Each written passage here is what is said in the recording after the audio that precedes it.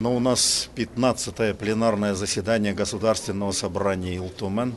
2 дня. Вчера целый день проходил и сегодня полдня. Но в целом несколько таких серьезных вопросов обсуждалось на заседании.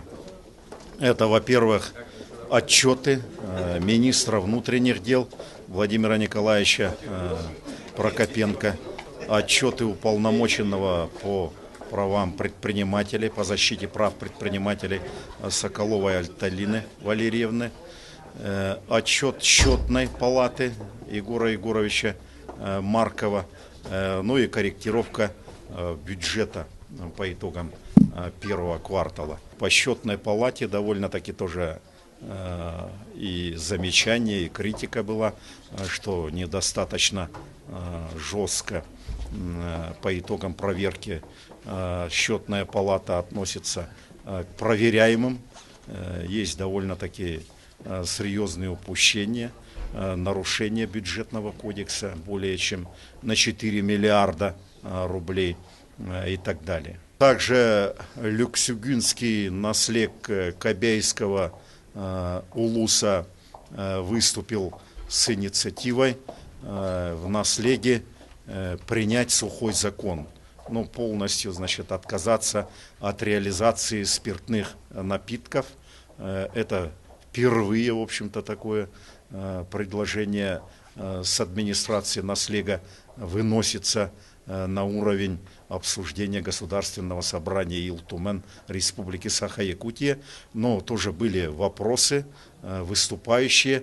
В целом мы, народные депутаты, поддержали инициативу наслега. Но это первый такой смелый, можно сказать, прорыв. Но мы сейчас все видим, знаем, что и глава нашей республики Егор Афанасьевич, и Государственного собрания Илтумен и в прошлом году, и в этом году мы приняли ряд законодательных, значит, актов по этому вопросу, по ограничению продажи спиртных напитков, алкогольной продукции. Поэтому этот вопрос тоже один из таких интересных получился. Но вопросов было, конечно, много о масштабах преступления. Особенно у нас очень много людей погибает на дорогах, дорожно-транспортные происшествия. Но и у нас вот преступления на личность, значит, убийства и так далее, более 80% совершается в состоянии алкогольного опьянения.